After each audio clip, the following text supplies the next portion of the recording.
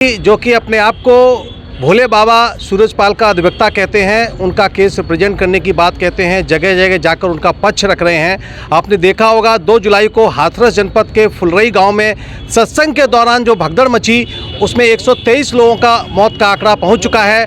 बहुत से लोग घायल हैं, बहुत से लापता भी बताए जा रहे हैं। मैं AP सिंह साहब से पूछना चाहूँगा कि आखिर इतने बड़े हादसे का जिम्मेदार किसको मानते हैं वो? देखिए, कुछ एंटी सोशल एलिमेंट्स उस कार्यक्रम में घुस आए थे। नारायण साकार करही को मंच पर अपनी वाणी को देने के बाद आधा घंटा हो गया था गए हुए, उसके बीच उन्होंने भगदड़ मचाई। वो आइडेंटिफाइड भी हो रहे हैं और मैं आपके चैनल के माध्यम से ABP गंगा पूरी दुनिया में देखा जाने वाला चैनल है।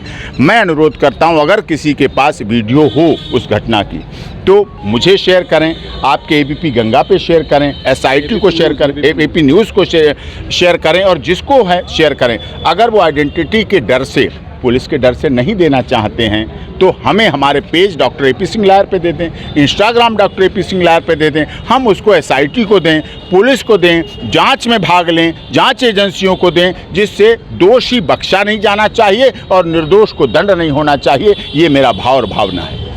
वकील साहब, आपने कहा कि इसके पीछे कोई षड्यंत्र लगता है, कोई इस तरह की प्लांट, कोई कॉन्स्पायरेसी लगती है, तो आप बड़े वकील हैं, आपने इस पर FIR क्यों नहीं लॉन्च की उन षड्यंत्रकारियों के खिलाफ जिन्होंने ये बवाल मचाया जिससे 123 मौतें हो गईं? हम इसीलिए इंजर्ड से मिल रहे हैं, इंजर्ड बता रहे हैं। हम हाथरस गए, हम अलीगढ़ गए, हम आपके एटा आए, हम आपके मैनपुरी होके आए हैं, हम उनसे बात कर रहे हैं जो आई विटनेस थे। हम आप तो नहीं थे, इंजर्ड जो हैं वही बताएंगे कैसे कैसे लोग थे।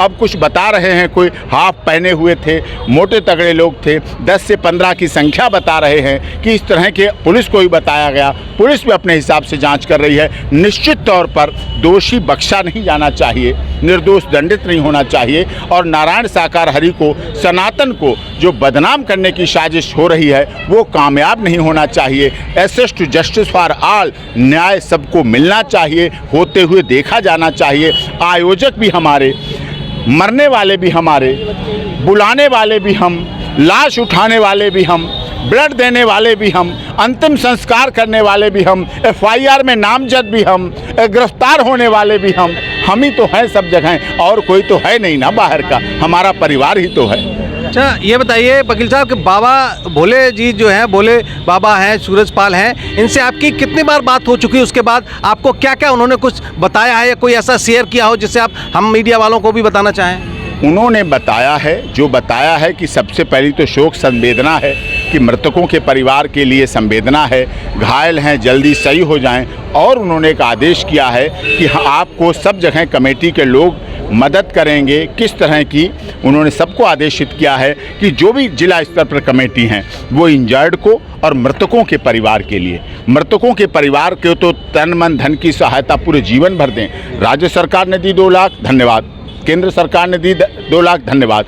इंजर्ड को दी राज्य सरकार ने, उनका धन्यवाद। लेकिन कमेटी उन मृतकों के लिए पूरे जीवन भर तन मन धन से समर्पित रहेगी और इंजर्ड के लिए जब तक वो पूरी तरह सही नहीं हो जाते उनके लिए जिला स्तर, क्योंकि मरने वाले एटा के भी हैं, अलीगढ़ के भी हैं, हाथरस के भी हैं, तो उन पर जिम्मेदारी दी गई है। क्योंकि नारायण साकार हरि के पास कोई फंड नहीं है, उनके पास कोई आश्रम नहीं है, उनके पास कोई बैंक बैलेंस नहीं है, उनके पास कोई गाड़ी नहीं है, लेकिन ये घटना हुई है तो पूरी तरह से उसमें सकारात्मक भाव से ऐसा हो, ये हम भावना रखते हैं। नारायण साकार हरि और भोले बाबा के कई ट्रस्ट हैं और बताया जाता है कि करोड़ों रुपए की संपत्ति है, तो क्या अपने ट्रस्ट के माध्यम से भी कुछ आर्थिक सहायता जो मृतक हैं उनको या घायलों के परिवार को देने का कहा है? जिन्हें आप ट्रस्ट कहते हैं, अगर एटा में है तो वो कमेटी है, जो चलाने वाले संचालक हैं कमेटी, वो उनकी जिम्मेदारी है। उनकी तरफ से हम भी कहेंगे, वो भी कहेंगे, और उनकी नैतिक जिम्मेदारी बनती है अपने भाइयों, अपने सनातन धर्म को मानने वाले अनुयायियों के पास ये कार्रवाई हो, उनके राहत की बात हो और उनके लिए काम करने की प्राथमिकता है। वकील साहब, एक बहुत बड़ा मुद्दा जो आ रहा है, खास तौर से डिस्कस किया जा रहा है कि इस मुद्दे में अब राजनीति भी शुरू हो गई है और ये बताया जा रहा है कि भोले बाबा के पास बहुत बड़ा एक उनका भक्त वर्ग है, अनुयायी वर्ग है जो 50 लाख से ज़्यादा का है, वो ज़्यादा करोड़ों की संख्या में है जैसे आप बता रहे हैं। और ख़ास तौर से जो दलित वर्ग के लोग हैं उनके बहुत मुरीद हैं। तो अभी जो लोकसभा चुनाव हुआ उसमें बताया गया कि इंडिया गठबंधन को दलित वोट शिफ्ट कर गया। तो ऐसा तो नहीं है कि जो 2027 का जो मिशन है उत्तर प्रदेश का, उसकी वजह से कहीं बाक ओवर दिया जा रहा हो, ऐसा कुछ राजनीतिक दलों का आरोप है। आप क्या कहेंगे? देखिए, नारायण साकार रही ने कभी चुनाव लड़ा? ग्राम प्रधान, ब्लॉक प्रमुख चुनाव नहीं लड़ा, लेकिन अगर उनकी गिरफ्तारी होती है तो निश्चित रूप से उनके भक्त नाराज होंगे। आप सुनिए, ग्राम प्रधान, ब्लॉक प्रमुख, एमएलए, एमपी, उनके वकील ने कोई चुनाव लड़ा?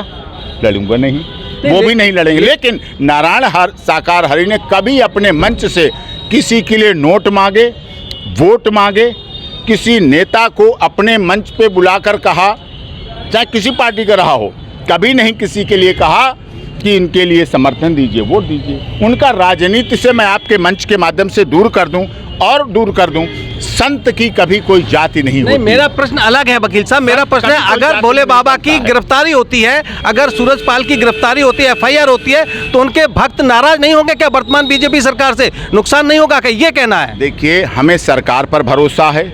संत की कोई जाति नहीं होती है, वो जाति से ऊपर हैं।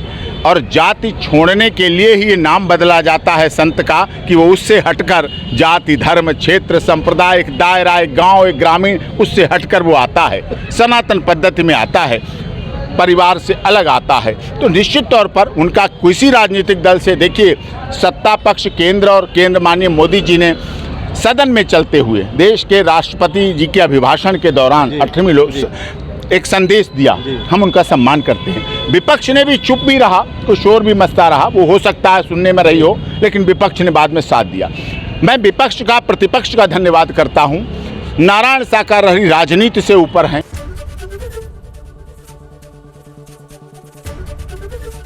ABP गंगा, खबर आपकी, जुबान आपकी।